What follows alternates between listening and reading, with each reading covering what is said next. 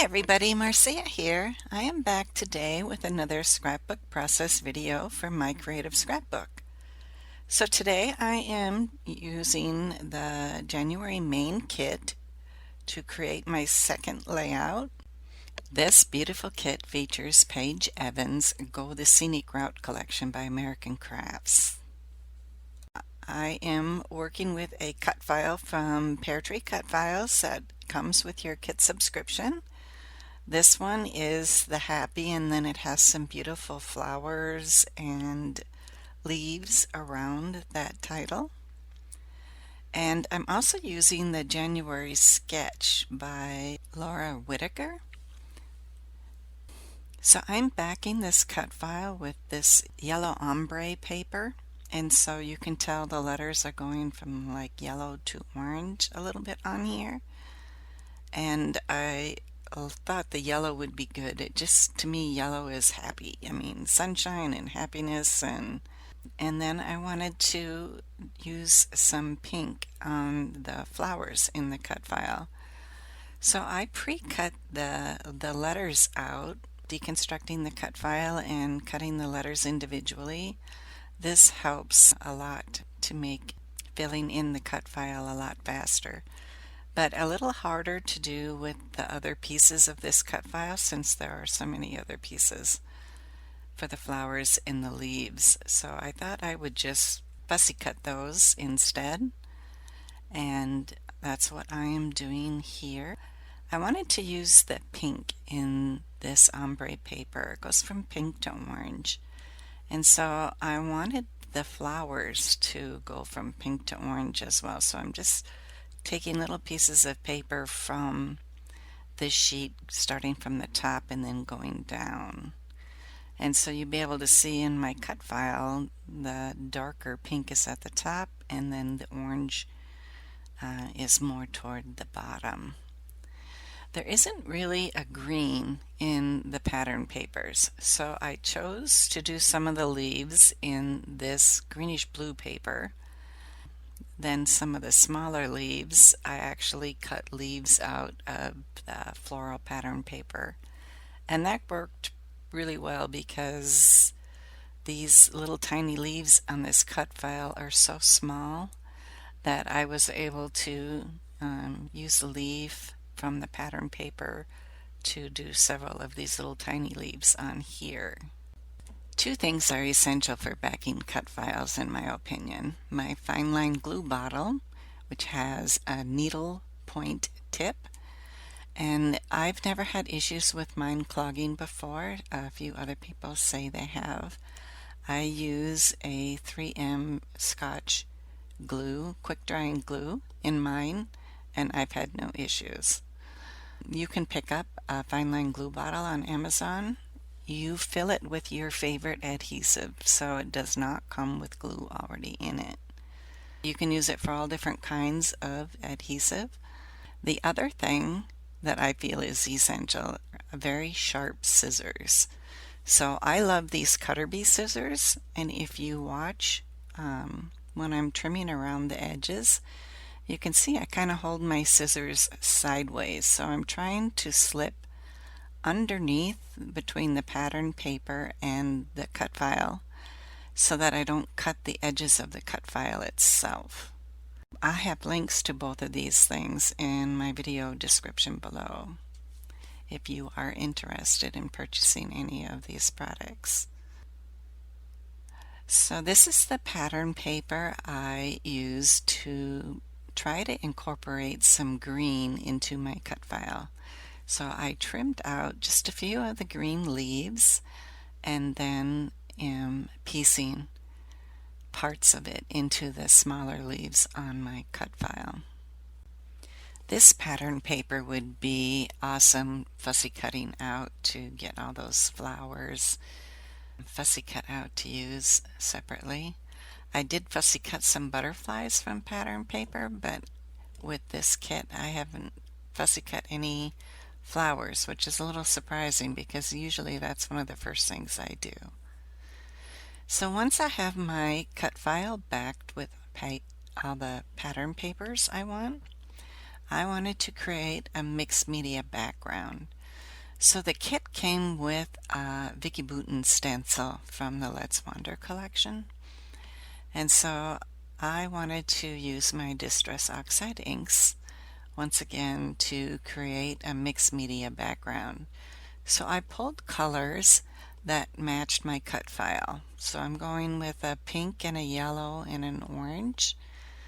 Not so much orange in my cut file, I guess, but that ombre paper, what I used to back it, was kind of an inspiration point for me for selecting these colors.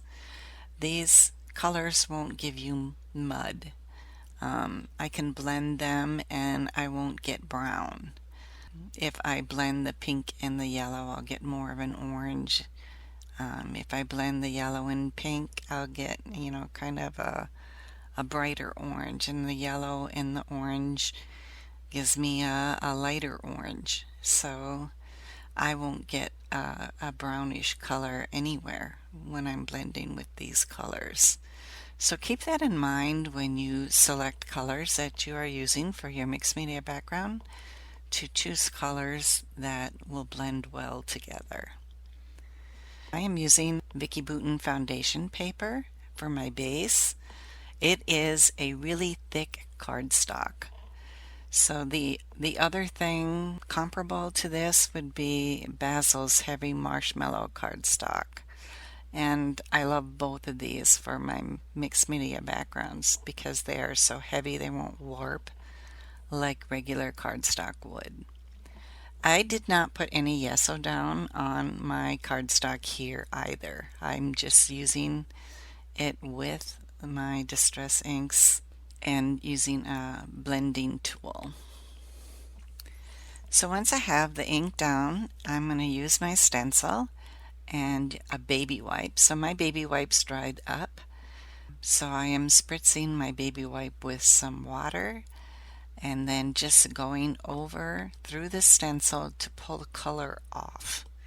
So you can see how that reveals the pattern of the stencil then as it removes the color and I see the white from the cardstock again. So you can just quickly do this, and then I'm cleaning up my stencil so I don't transfer the pattern onto another place, and then wetting my baby wipe again and then going back over and removing more color from another portion of my background. This is a really fun technique and really easy to try. This I literally did in minutes and I didn't really have to wait for it to dry at all. Then going back to the sketch, the title in the sketch is about in the middle. Of course my title is a lot bigger. I do like big titles. And I flipped it so that the two photos would be on the top instead of the bottom, and then the single photo would be underneath. So I did this because it fit my photos better. I am scrapping photos of my husband and I on a trip to Colorado to see our daughter, and we went and did some hiking the Emerald Trail at the Rocky Mountain National Park this last September. And it was glorious to get outside after being cooped up and quarantined with the pandemic for so long and being afraid to get out. There were lots of other people on this trail, but you can see we have gaiters around our necks, and when we pass by other people we would pull our gaiters up to try to keep from spreading coronavirus. And I can't tell you how many people we saw that were doing the same thing on the trail. It was amazing. Colorado, it seemed to me, was much more conscientious about this versus Minnesota, but of course it could just be Minnesota where I am. When I go for walks and pass people on trails, people aren't wearing gaiters and face masks when they're outside. They don't feel like they need to. So it was refreshing to see how careful they were all being. This Emerald Trail is beautiful. If you are ever in the Rocky Mountain National Park and are able to do this trail, there are lots of steps, so you be prepared. And it was the first hike we did there, so we had to take lots of rest breaks for me because the altitude was getting to me. I hadn't acclimated yet, and all the steps, and after being so sedentary for so long, it took us a while to reach Emerald Lake, but it was beautiful. So on one of our breaks, we stopped to have some trail mix, and this little chipmunk decided he was going to join us and have some snacks with us. He literally just crawled right on top of us.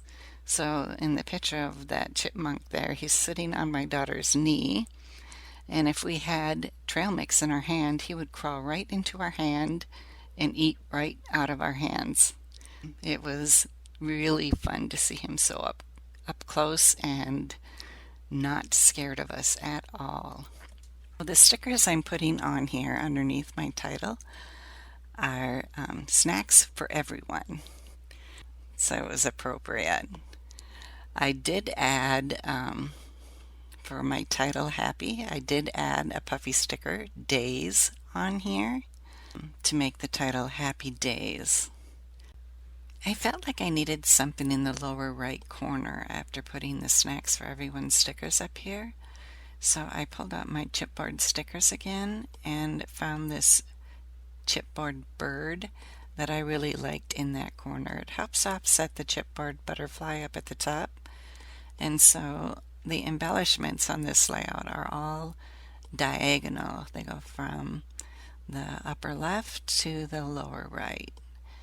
Besides the stencil, there are some stamps that come with the kit as well. These are from Jillibean Soup, and I am using a stamp on here. There are lots of different ones. Enjoy, making memories, this day, lots of this moment, lots of everyday stamps that you can use for your layouts to come. So I'm going to adhere this right underneath one of my photos, and I put another tab at the top with the date. I put a few puffy stickers on here as well to bring out more of the floral colors, and that's my layout. I love how this turned out. I love that mixed media background. I hope you give it a try. Thanks so much for stopping by. Bye bye now.